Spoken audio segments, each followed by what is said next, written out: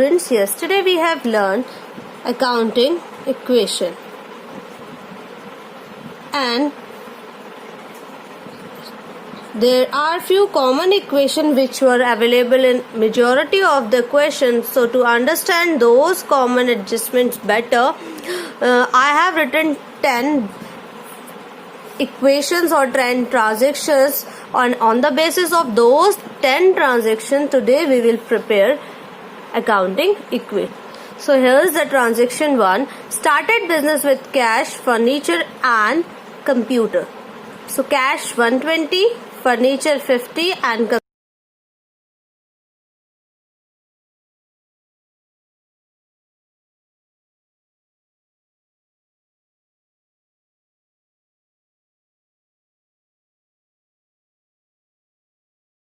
prepare the columns. Accounting equation, first column is of transaction, then assets and liabilities. Further on, these columns were divided according to the question.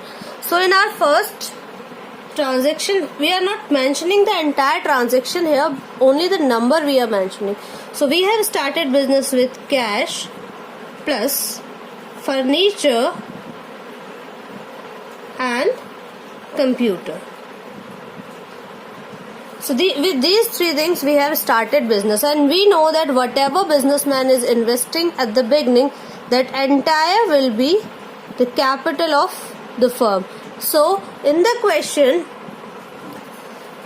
cash is given 1,20,000, then plus furniture is given 50,000, and then you will again add computer is given 30,000. So sum of these three figure is 2 lakh. So capital is 2 lakh at the beginning. Now second transaction is given purchase goods for cash and for credit from Mohan. Now when we are purchasing goods for cash, first of all हमने purchase किया और goods किया, तो what will be increase in stock, तो stock increase होगा, ये चीज हमें पता चल गई. अब when we have the cash purchase, तो कैश परचेज हुई है, हमारे कैश को कम कर देगी. कैश परचेज से क्या होगा, कैश कम हो जाएगा. प्लस फर्नीचर पे कोई इफेक्ट नहीं रहेगा, कंप्यूटर पे भी कोई इफेक्ट नहीं रहेगा. अलोंग विद दिस, यहाँ पर हमने जो टोटल परचेज की है वो की है 1 लाख की, बिकॉज 20,000 हमने कैश किया है एंड 80,000 हमने क्रेडिट परचेज की है. तो 20,000 तो हमने कैश में से माइनस करे.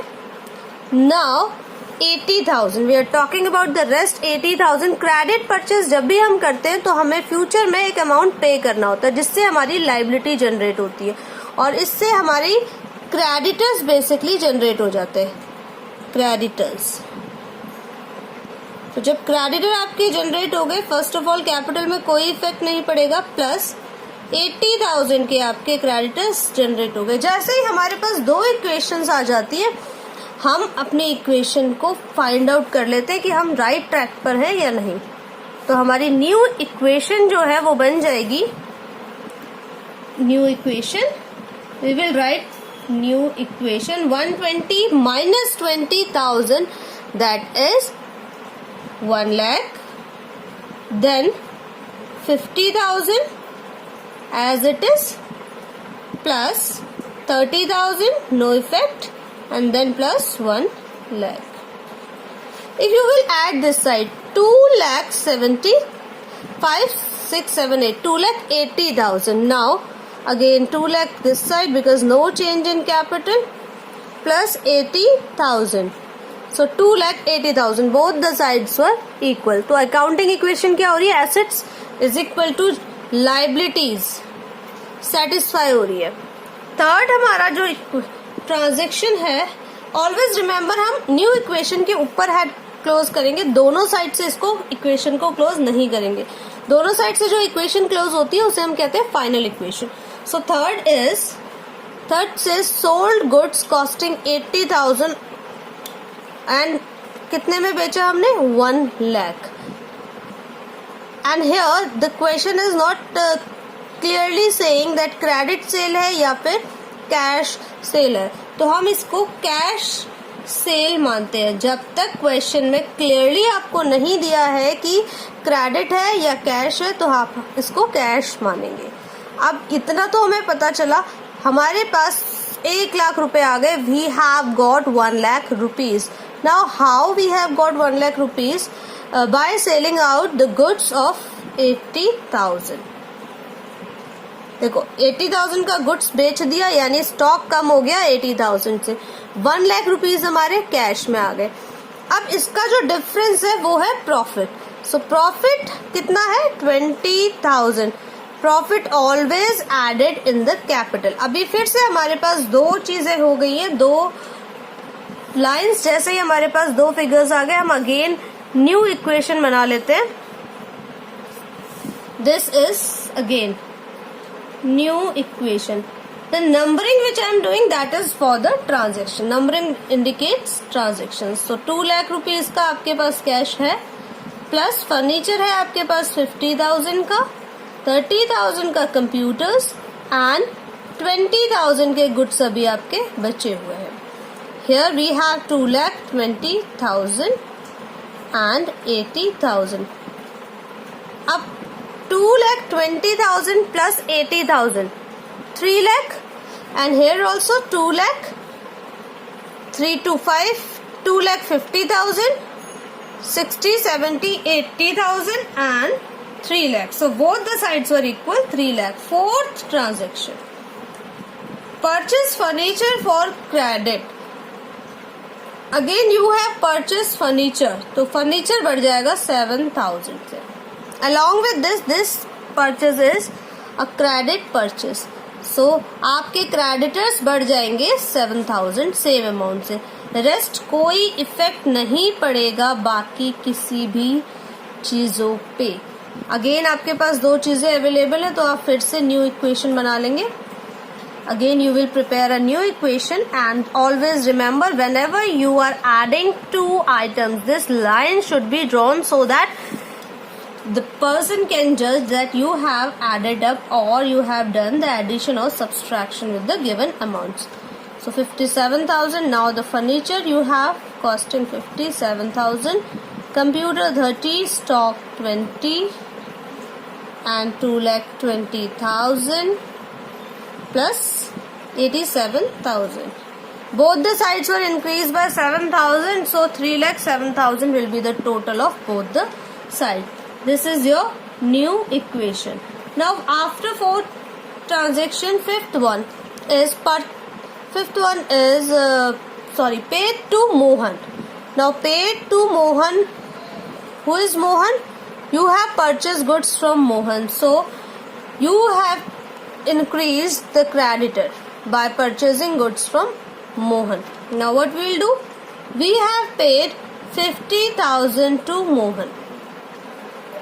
अब पे करना है तो पैसे कम हो गए और बाकी किसी पे कोई इफेक्ट नहीं पड़ा. अभी पैसे तो कम हुए, along with that creditors also decreased.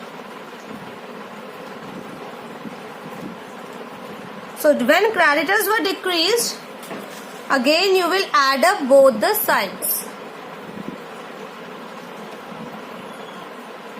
So look at this, 1,50,000, 57,000, 30,000, 20,000, 2,20,000 plus here also we need to subtract 5, 6, 37,000. Total दोनों साइड का बराबर होगा क्योंकि 50,000 हमने यहाँ से सब्सट्रैक्ट किए तो 50,000 कैश में से भी सब्सट्रैक्ट किए हैं. Now it's new equation. Now 6 is commission paid. अब कमीशन पे किया है तो कैश में ही पे किया होगा, कैश से 2,000 रुपीज कम हो जाएंगे.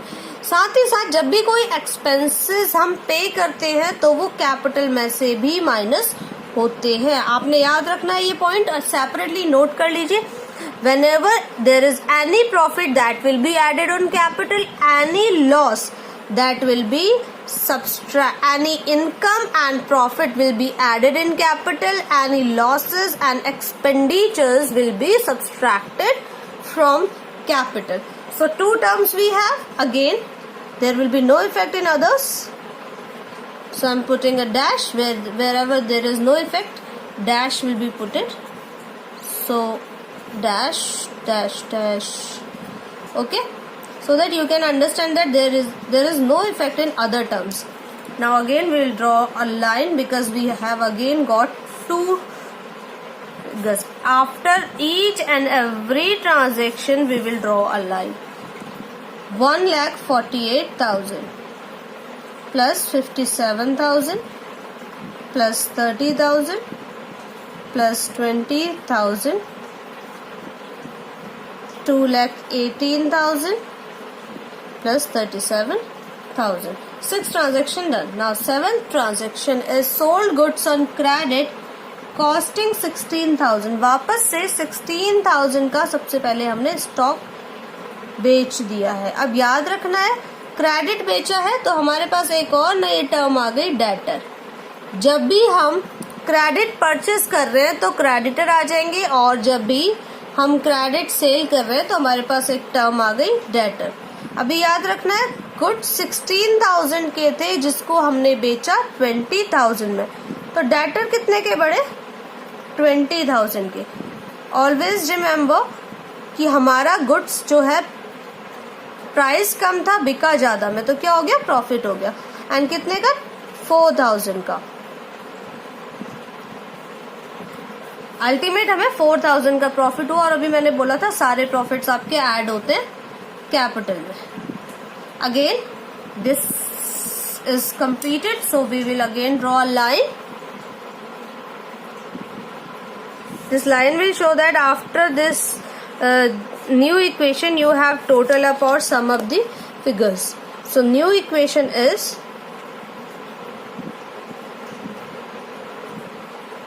$1,48,000 plus 57,000 plus 30,000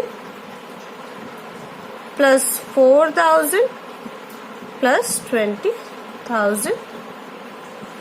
हमने 20 माइनस 16 करा था तो 4 आ गया था हमारा. अब now here 0 0 0 8 4 12 carry 1 and 1 and 1 2 2,22,000 and 37,000. This is the figure. Next equation we have cash paid to Mohan in full settlement. Mohan से हमने क्या किया था हम ऊपर के क्वेश्चन में देखेंगे. तो मोहन से हमने गुड्स खरीदे थे क्रेडिट में और उसको कैश पे कर दिया. अब देखो गुड्स जो मोहन के गुड्स की कॉस्ट थी वो कितनी बची थी. मोहन से हमने 80,000 के गुड्स खरीदे थे एंड 50,000 का हम उसे पे कर चुके थे, तो बचा कितना 30,000. सो 30,000 हमने मोहन को पे कर दिए. तो क्रेडिटर्स में से सबसे पहले तो 30,000 मोहन वाले सब्सट्रैक्ट हो जाएंगे. नाउ फुल सेटलमेंट पे जो हमने उसे अमाउंट दिया है वो 28,500 का दिया है, यानी कितना कम दिया 1,500 का अमाउंट हमने उसे कम दिया है. तो ये 1,500 क्या हो जाएगा हमारा प्रॉफिट हो जाएगा. तो ये 1,500 हमने 30,000 के क्रेडिटर्स कम हो गए और हमने उसे दिया सिर्फ 28,500 है क्योंकि फुल सेटलमेंट में हमने देना था, तो ये कम हो गया. बाकी जगह इसका कोई इफेक्ट नहीं पड़ेगा. प्रॉफिट है 30,000 पे करना था, 28,500 पे किया है. तो जो भी प्रॉफिट होता है अभी मैंने बताया all the profits and incomes were added in the capital. So 1,500 were added in the capital.